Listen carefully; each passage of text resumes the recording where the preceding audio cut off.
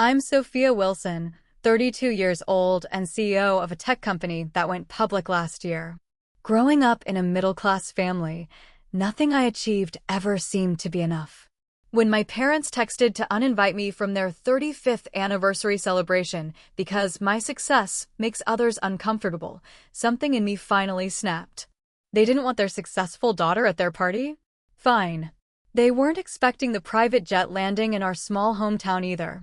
Before I tell you what happened next, let me know where you're watching from in the comments, hit that like button, and subscribe to hear more stories about standing up for yourself. I grew up in Mapleton, Indiana, population just under 15,000. It was the kind of place where everyone knew everyone, and your business quickly became the town's business. My father, James Wilson, was the high school principal, respected, strict, and perpetually concerned with appearances. My mother, Diana, worked as a nurse at the local hospital, always taking the night shifts so she could be home when we got back from school. I have two older brothers, Kyle and Aaron. Kyle, the oldest, followed in Dad's footsteps into education and became a math teacher. Aaron went into small business, opening a sporting goods store that catered to the local high schools. They were the pride and joy of our parents, boys who stayed close to home, chose sensible careers, and followed the life script that my parents had envisioned. Then there was me, always a bit different. While my brothers played sports and went hunting with Dad, I was building computers and coding websites by age 12. I was that kid who took apart the family VCR just to see how it worked, then put it back together before anyone noticed. My mother would find me asleep with programming books scattered around my bed. "Sophia, honey, wouldn't you rather join the cheerleading squad?" Mom would suggest, with that hopeful lift in her voice. Or maybe student council. Colleges love to see those leadership activities. But I was already thinking beyond college. I had plans that extended far outside of Mapleton city limits. When I scored in the top percentile on my SATs and received a full scholarship to Stanford, my parents' reaction was lukewarm at best. "California is so far away," Mom fretted. "And so expensive. Wouldn't I be more practical?" Kyle and Aaron both did just fine there. Dad nodded. "Stanford's a good school, but it's not like it guarantees success.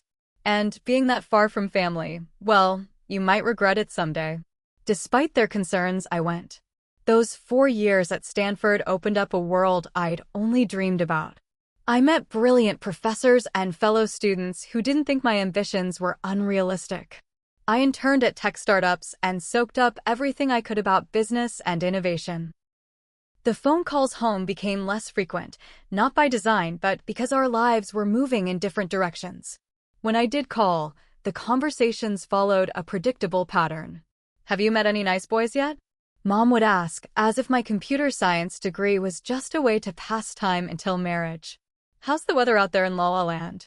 Dad would say, his nickname for California revealing more than he probably intended.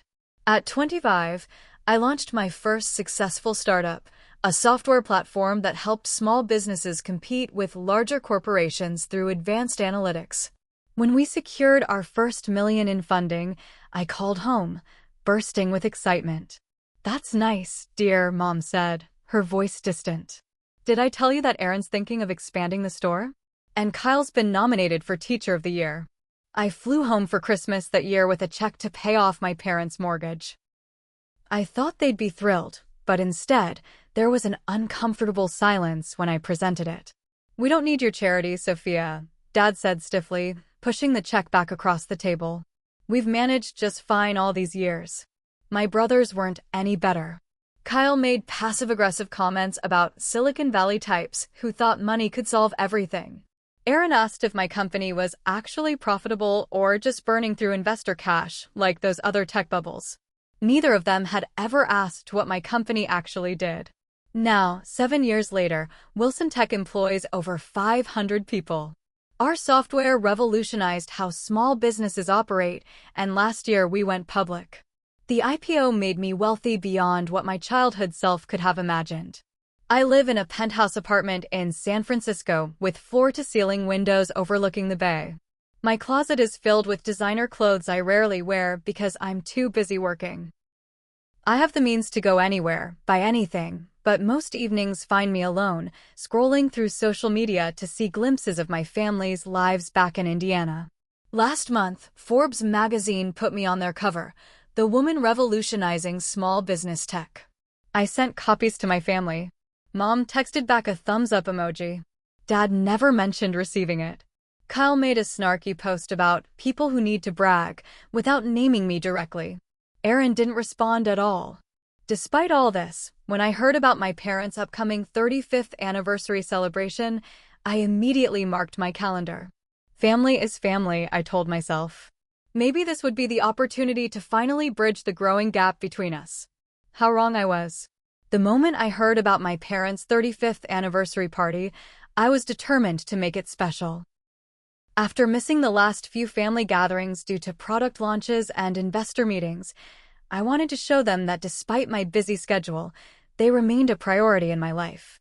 I spent weeks hunting down the perfect gift, a first edition copy of To Kill a Mockingbird, my father's favorite book. He had often talked about how it inspired him to become an educator, to make a difference in young people's lives. The book cost more than my first car, but I didn't care. I wanted to give him something meaningful, something that showed I still remembered what mattered to him despite the years and distance between us. For Mom, I commissioned a custom sapphire necklace that matched her wedding ring, with 3 small diamonds representing her children. I imagined the tears in her eyes when she opened it, the potential moment of reconnection. I booked my flight, arranged for time off, a rarity in my always-on schedule, and even bought a new dress for the occasion. Nothing too flashy or expensive-looking, just a simple blue dress that Mom would approve of. I was genuinely excited about going home, about the possibility of thawing the ice that had formed between us over the years. Then came the text message, 3 weeks before the event. Sophia, your father and I have been talking, and we think it might be best if you don't attend the anniversary celebration. With Kyle recently losing his position at the school and Aaron's business struggling, your success might make things uncomfortable. We hope you understand. Love, Mom. I read the message once, twice, 3 times, unable to process the words. They were uninviting me because I was too successful? Because my brothers couldn't handle being in the same room with their sister who had done well for herself? My hands shaking, I called home immediately. Mom answered on the 4th ring. Sophia, she said, her voice instantly guarded. I was going to call you tomorrow to explain. Explain what, exactly? I struggled to keep my voice steady. How you're excluding your own daughter from a family celebration because I worked hard and succeeded. It's not like that, Mom sighed. Kyle's taking the layoffs really hard. The school district cut 20% of their staff, and he was one of the newest hires. And Aaron's store is barely staying afloat with the new sporting goods chain that opened at the mall. They're both in a fragile place right now. And that's somehow my fault? I asked. No one's saying it's your fault, but you have to understand. When you fly in with your designer clothes and stories about your company going public, it just highlights what they haven't achieved. Your father and I just want a peaceful celebration. In the background, I could hear my father's voice, though he hadn't bothered to get on the phone himself. Tell her we'll plan something else with just her another time. Just her. Like I was an obligation to be dealt with separately. Dad doesn't even want to talk to me? I asked, the hurt bubbling up in my throat. He's just trying to keep the peace, Sophia. You know how he is. I did know. Peace in our family had always meant catering to my brothers' egos, making sure they never felt overshadowed, even when that meant diminishing my accomplishments. I see, I said finally. Well, thanks for letting me know where I stand. I ended the call and sat in my empty penthouse, staring at the San Francisco skyline through tears. The beautiful view suddenly felt meaningless. What was the point of all this success if my own family couldn't bear to be around me because of it? That night, I couldn't sleep. I tossed and turned, replaying the conversation with my mother, imagining the discussion my parents must have had about me. Sophia will understand, they probably said to each other. She's doing so well. She doesn't need us like Kyle and Aaron do. The next morning, I called my best friend Mia, the one person who'd been there since Stanford, who understood both where I came from and who I'd become. They did what? Mia was outraged after I explained the situation. That's the most backward thing I've ever heard. Who uninvites their child from an anniversary because she's too successful? Apparently, my parents, I said, the words still stinging as I spoke them. So, what are you going to do? She asked. What can I do? They don't want me there. Well, Mia said carefully, maybe this is one of those times when you need to respect their wishes, even if they make no sense. Family dynamics are complicated. Maybe give them space and try to reconnect later when your brothers are in a better place. Her advice was reasonable, mature. But as the day went on, a different feeling began to take root in my chest. Why should I always be the one to step back? Why were my brothers' fragile egos more important than my place in the family? For years, I downplayed my success around my family. I'd listen to Aaron talk about his store's expansion plans without mentioning that my company had just opened our third office. I'd nodded along when Kyle complained about school district politics without sharing that I'd just spoken at a global technology conference. I'd made myself smaller to make them comfortable. And where had it gotten me? Uninvited from my own parents' anniversary celebration. As I stared at the first edition novel and the sapphire necklace, gifts that would now go undelivered, something shifted inside me. A seed of defiance began to grow, replacing the hurt with a steely resolve. Maybe it was time to stop making myself smaller. The morning after the uninvitation, I woke up with a clarity I hadn't felt in years. Staring at my ceiling, I made a decision that would either heal my family or fracture it completely.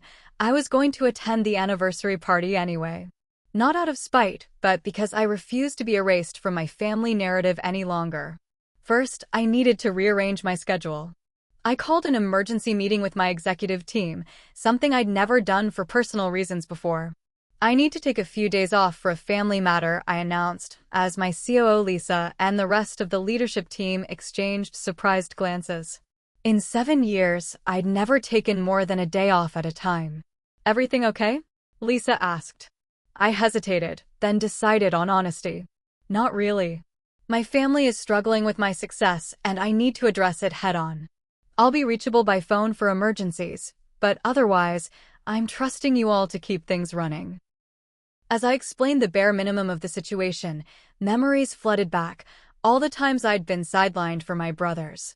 The science fair where my parents left early, missing my first place award because Kyle had a basketball game. The time Dad spent hours helping Aaron with his business plan, but told me he was too busy when I asked for help with my college applications. The pattern was clear now, though I'd spent years making excuses for it. Back in my apartment, I began planning my approach. This wasn't about showing off or putting my brothers in their place. It was about refusing to be excluded from a celebration of the marriage that brought me into this world. If I was going to do this, I would do it on my terms. Flying commercial would mean limited flexibility and potential delays.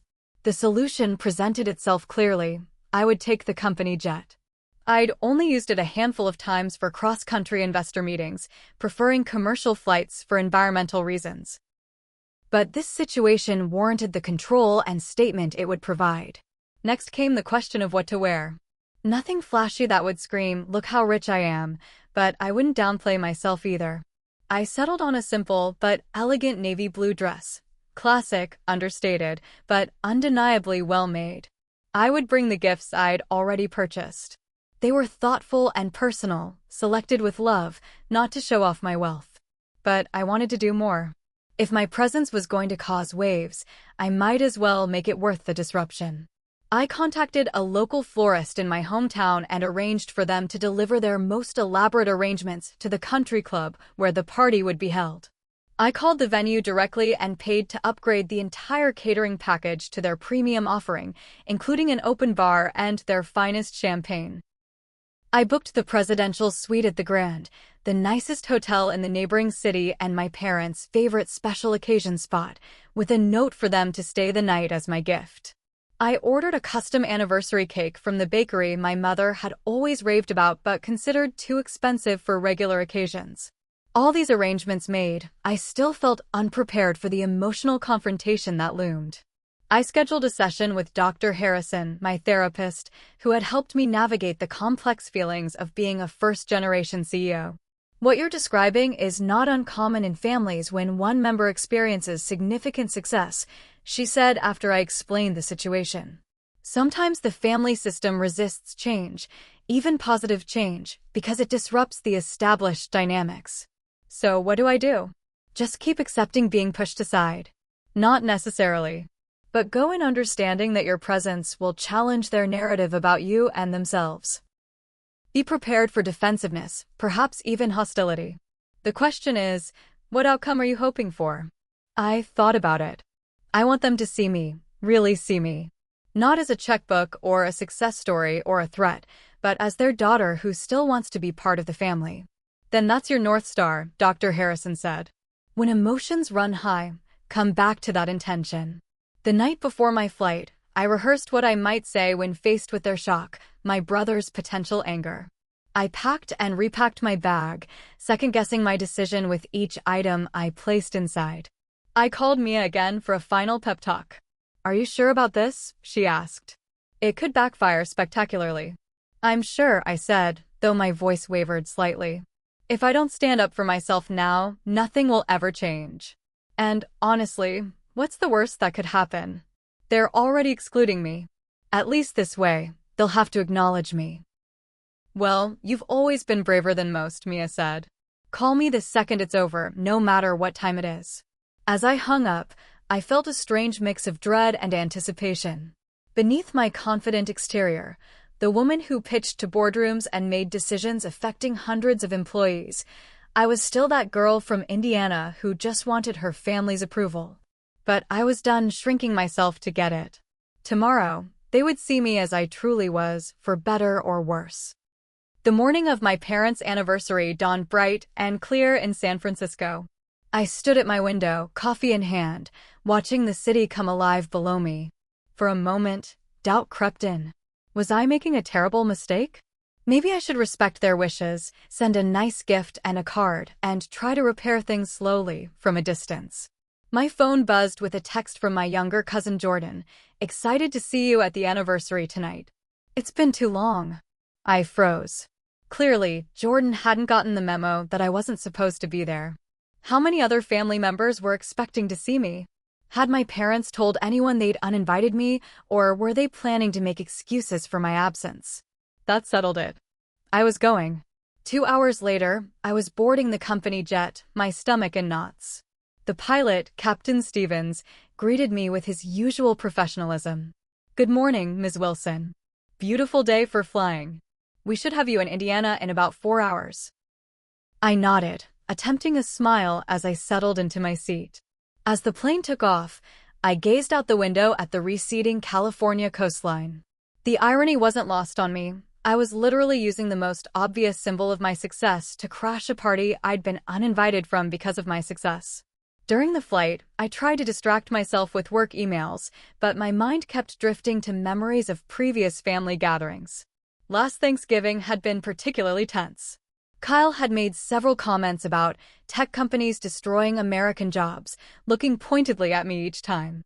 Aaron had spent the entire meal talking about how real businesses served their communities, not shareholders. Mom had changed the subject whenever I tried to talk about my work, while enthusiastically asking my brothers for updates on theirs. I'd left early, flying back to San Francisco with a heaviness in my chest that no amount of success could lighten. Would tonight be more of the same, only worse? Was I setting myself up for public humiliation? Before I knew it, we were beginning our descent into the small regional airport near my hometown. Looking down at the patchwork of farmland and the small cluster of buildings that made up Mapleton, everything looked smaller than I remembered. As we taxied to a stop, I noticed a few airport employees gathering at the windows, pointing at the jet. It wasn't every day that a private plane landed here. When I descended the stairs, the airport manager himself was waiting. "Ms. Wilson." What a surprise. When we got the flight plan, I couldn't believe it. "You know, my daughter uses your software for her photography business. Says it's changed everything for her." "That's wonderful to hear," I said, genuinely touched. Sometimes I forgot that behind the stock prices and investor reports were real people whose businesses were improved by what we'd built. I rented a car, nothing flashy, just a sensible sedan, and began the drive into town. Mapleton had changed in some ways and remained stubbornly the same in others. The main street had new shops, including a chain coffee place that would have been unthinkable when I lived here. But the courthouse square still looked the same, and Hanson's Hardware still had the same faded sign I remembered from childhood bike rides. I drove past my old high school, slowing down instinctively. A man was walking across the parking lot, Mr. Turner, my old calculus teacher. On impulse, I pulled over. "Mr. Turner," I called out, getting out of the car. He squinted, then his face broke into a surprised smile. "Sophia Wilson. Well, I'll be. I was just showing your Forbes cover to my AP class last week as inspiration." We chatted briefly, his genuine pride in my accomplishments a balm to my nervous soul. As I got back in the car, I felt a renewed sense of purpose. I deserved to be here. This was my hometown too. The Lakeside Country Club was on the outskirts of town, its manicured grounds a stark contrast to the working farms that surrounded it. As I pulled into the parking lot, I immediately recognized my parents' sensible sedan, Kyle's minivan, and Aaron's pickup truck. There were about 20 other cars, a small, intimate gathering. I checked my appearance one last time in the rearview mirror. The navy dress was perfect, elegant, but not showy. I'd kept my jewelry minimal, just small diamond studs that had been my grandmother's. My hair was pulled back in a simple chignon. I looked like myself, successful, yes, but still Sophia. The gifts were wrapped in simple silver paper in the back seat. The flower delivery van was just pulling away. Perfect timing. Inside, the catering upgrades would already be in place, though no one would know they came from me until I chose to reveal it. My heart pounded as I stepped out of the car. For a moment, I considered turning around, driving back to the airport and pretending none of this had happened. But I thought of all the times I'd made myself small for my family's comfort, all the achievements I'd downplayed, all the aspects of my life I'd hidden away. Not today. Taking a deep breath, I picked up the gifts and walked toward the entrance. I pushed open the heavy oak doors of the Lakeside Country Club, the sounds of conversation and soft music washing over me. The foyer opened into a beautifully decorated banquet room, where about 30 people mingled, champagne glasses in hand. My parents stood near the center, my mother in a lavender dress that brought out the silver in her hair, my father looking distinguished in a dark suit. The moment I stepped fully into the room, a ripple of awareness spread. Conversations paused mid-sentence. Heads turned. My cousin Jordan spotted me first, her face lighting up with genuine pleasure before she registered the shocked silence falling over the room. My mother saw me next. The color drained from her face, and the champagne glass in her hand tilted dangerously. My father followed her gaze, his expression shifting from confusion to surprise to something unreadable. Kyle, standing near the bar with his wife Tina, straightened like a soldier spotting an enemy combatant. Aaron, across the room, shifted uncomfortably, his eyes darting between me and our parents. For 3 heartbeats, no one moved or spoke. Then I stepped forward, a smile fixed on my face. "Mom, Dad, happy anniversary," I said, my voice carrying in the silence. I moved toward them, gifts in hand. "I wouldn't miss celebrating 35 years of your marriage for anything." My mother recovered first, years of social training kicking in. "Sophia." "What a surprise." Her voice was strained but polite. Dad nodded stiffly beside her. I handed them each their wrapped gifts. "I hope you like them." I put a lot of thought into finding something special.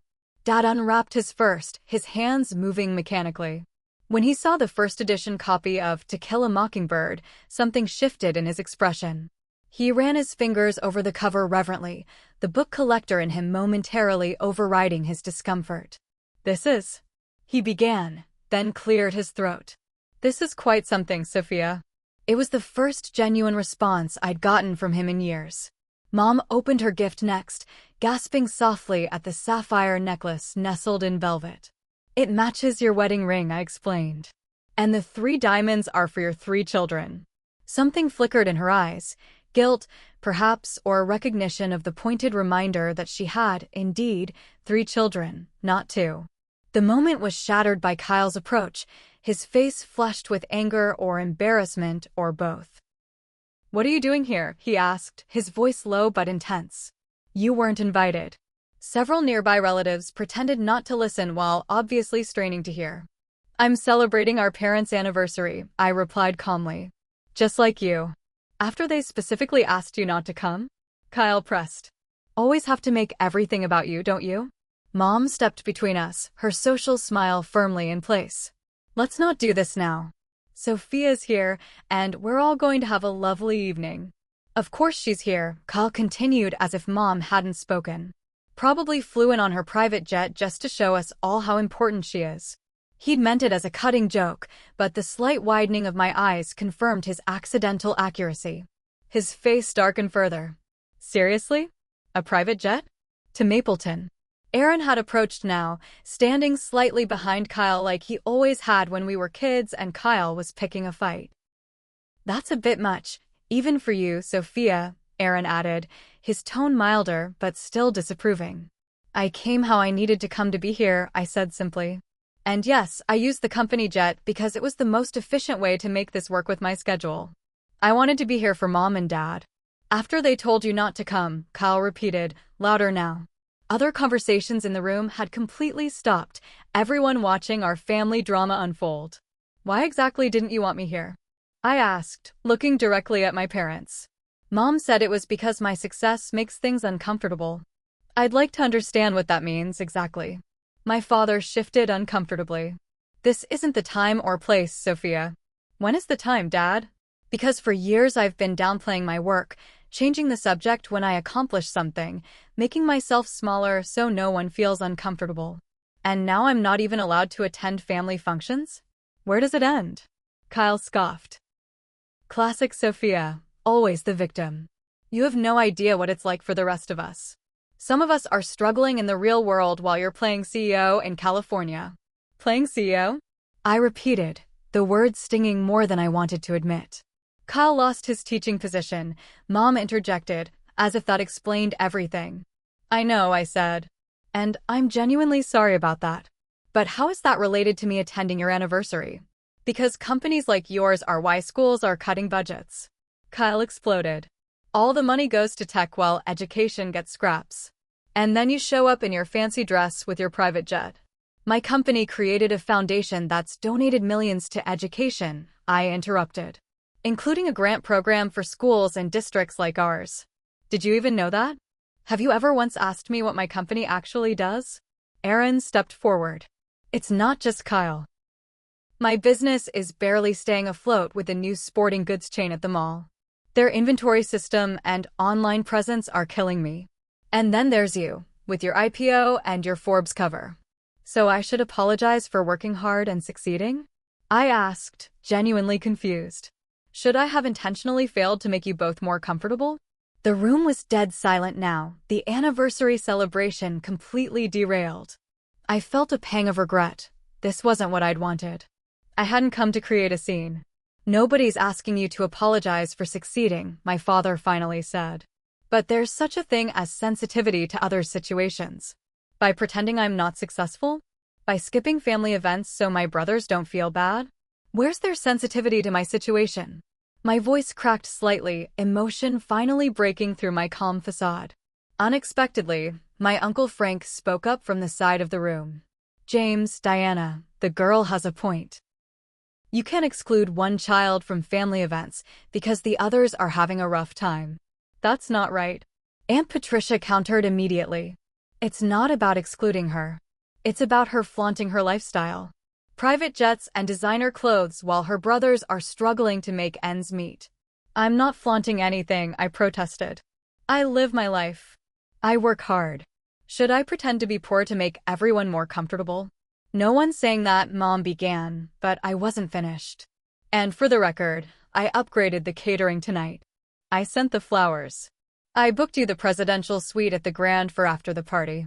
Not to show off, but because I love you and wanted to do something nice for your anniversary. Even after you uninvited me." My parents exchanged a startled look. "You did all that?" Mom asked quietly. "Of course I did. You're my parents. This is a milestone anniversary. Why wouldn't I want to make it special? There was a long, weighted silence. Then, surprisingly, my father spoke. We were wrong to uninvite you, he said, his voice gruff but sincere. I was wrong. Mom's eyes welled with tears. Sometimes it's hard, Sophia. You've gone so far beyond anything we could have imagined.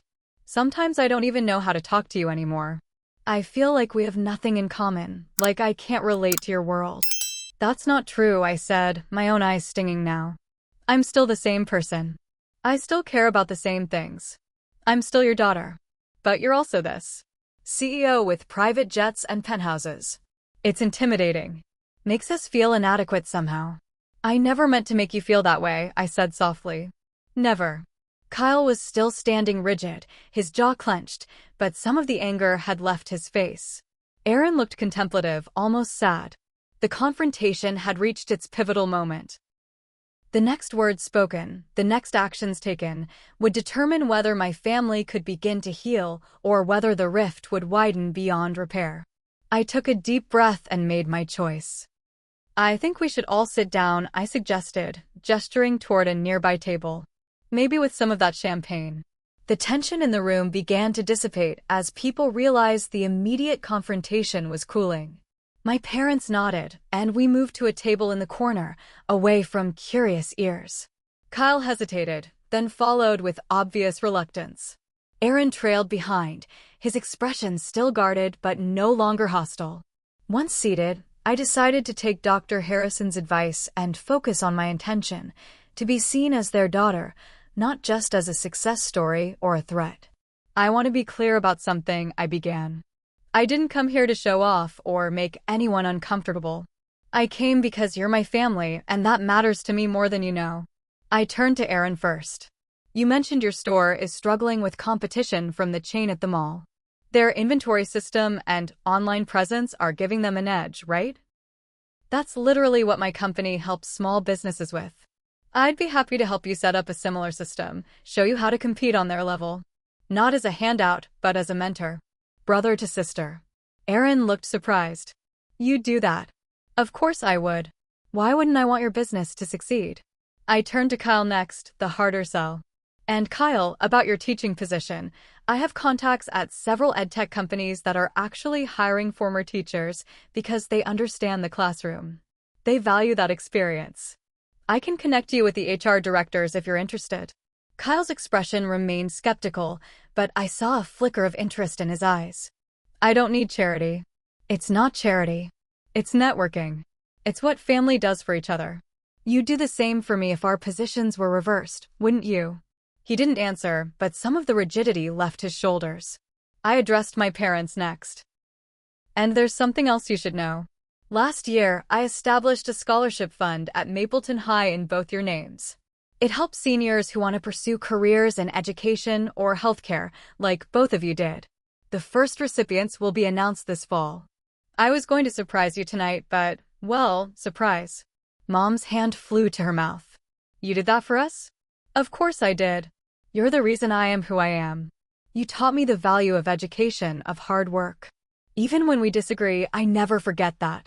Dad cleared his throat, clearly emotional. That's quite something, Sophia. For the first time, I let my own vulnerability show. The truth is, success isn't always what it looks like from the outside. My company takes up most of my life. I work 80-hour weeks regularly. I live in a beautiful penthouse that I barely see in daylight hours.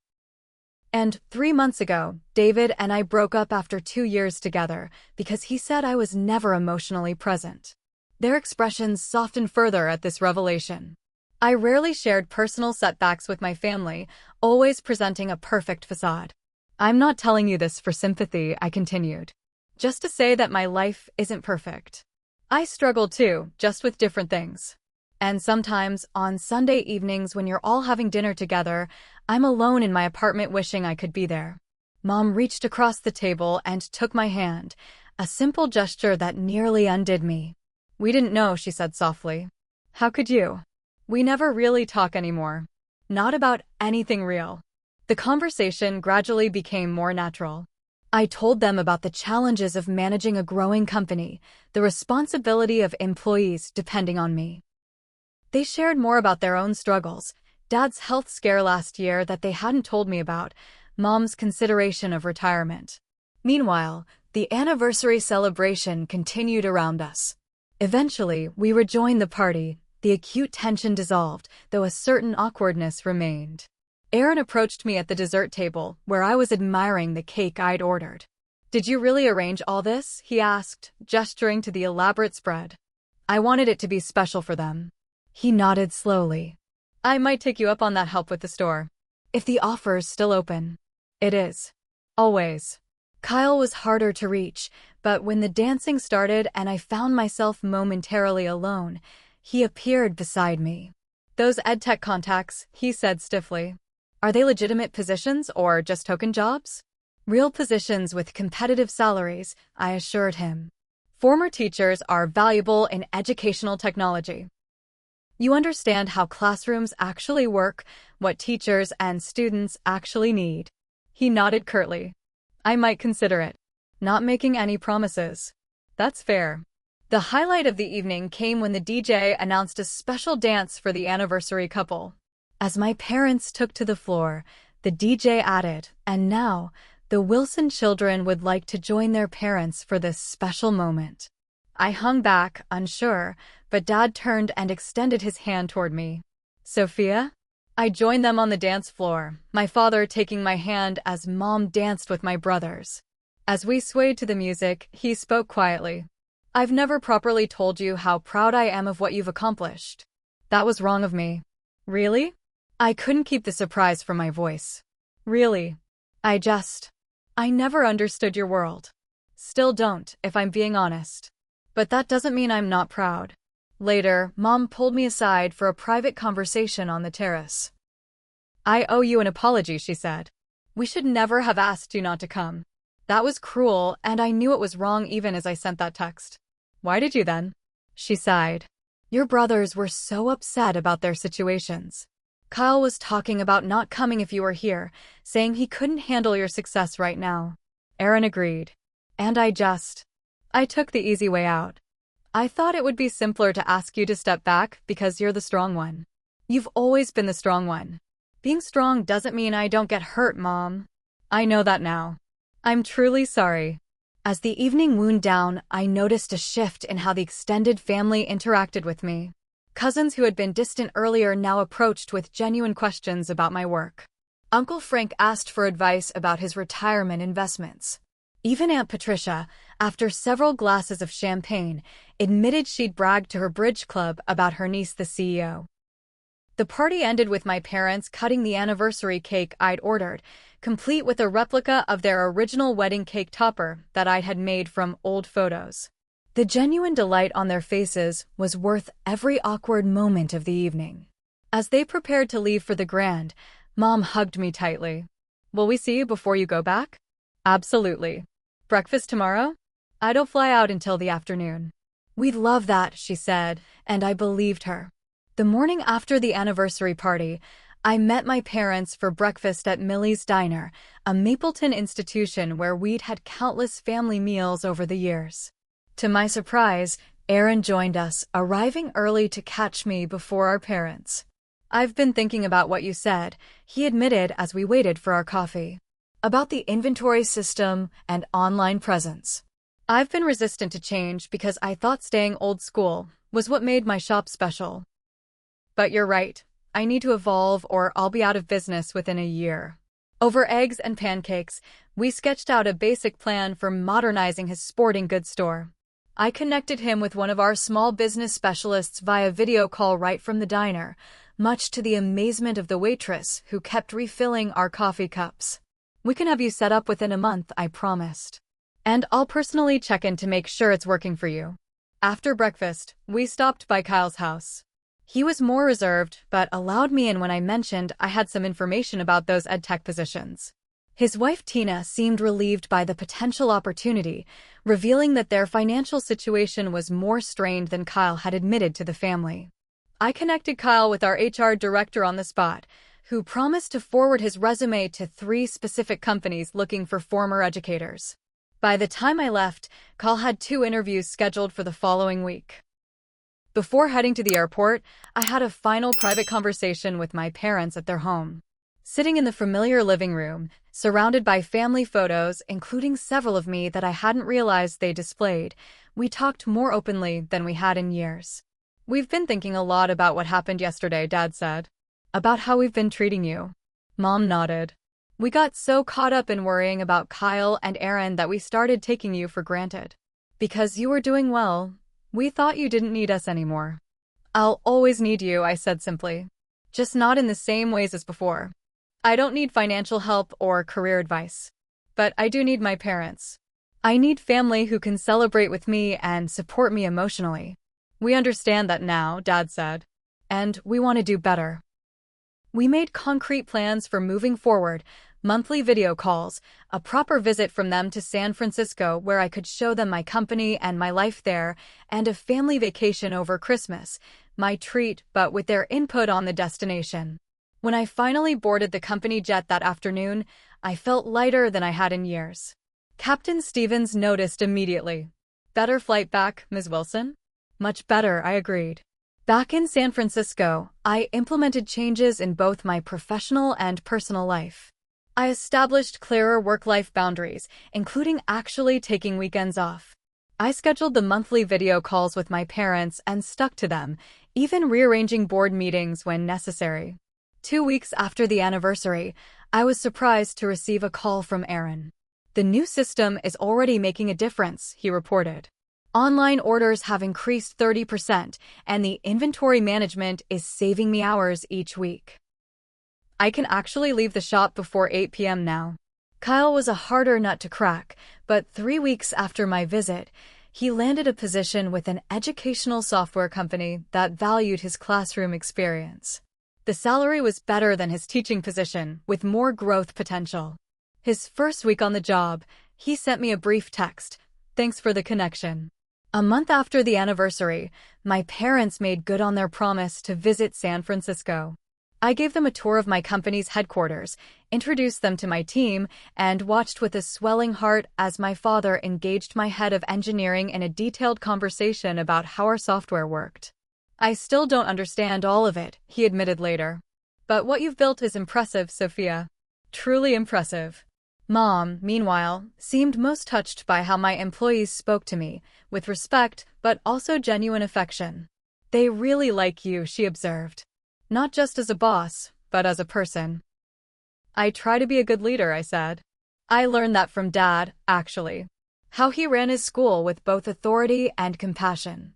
The look of pride on his face was worth more than any investor approval I'd ever received." By Thanksgiving, the family dynamic had shifted noticeably. We gathered at my parents' home, and for the first time in years, there was no underlying tension, no walking on eggshells. Carl talked about his new job with genuine enthusiasm. Aaron shared the latest improvements to his store. And when I mentioned a new feature our company was launching, everyone listened with interest, asking questions that showed they were truly engaged. The healing process wasn't perfect or complete. Old habits sometimes resurfaced. Occasionally, Carl would make a comment with a hint of the old resentment, or Mom would unconsciously change the subject when my work came up. But now we could address these moments directly, acknowledging them rather than letting them fester. In my own life, I began to find a better balance. I started dating again, meeting Jackson, an architect who understood ambition but also valued connection. Unlike David, he didn't see my success as intimidating, but as simply one facet of who I was. The most profound lesson I learned from the anniversary confrontation was that my worth wasn't tied to my achievements or to my family's approval. I had value as a person, separate from what I'd accomplished or how others perceived me. Standing my ground had been terrifying but necessary, not just for my relationship with my family, but for my relationship with myself. On my desk in San Francisco now sits a new photo, taken at my parents' anniversary celebration, all of us together, smiling genuine smiles. It sits right next to my framed Forbes cover, both parts of my identity equally valid, equally valued. The journey of healing with my family continues. There are still difficult conversations, still moments of misunderstanding. But we're talking now, really talking, and that makes all the difference. If there's one thing I've learned through all of this, it's that true success isn't measured in IPOs or magazine covers or even private jets. It's measured in the courage to be authentically yourself, even when it's difficult. It's measured in relationships that can bend without breaking, that can weather storms and emerge stronger. It's measured in the ability to stand your ground while still extending a hand in reconciliation. So if you're struggling with family who can't seem to celebrate your success, know that you're not alone. Sometimes the hardest part of achieving your dreams is helping the people who love you adjust to the new reality of who you've become. It takes courage, patience, and boundless compassion for them and for yourself. What about you? Have you ever had to stand up to your family for your own well-being? How did you navigate that difficult situation? I'd love to hear your stories in the comments below. And if this story resonated with you, please hit that like button and subscribe to hear more authentic stories about family dynamics and personal growth. Thank you for listening, and remember, sometimes the bravest thing you can do is simply show up as your true self.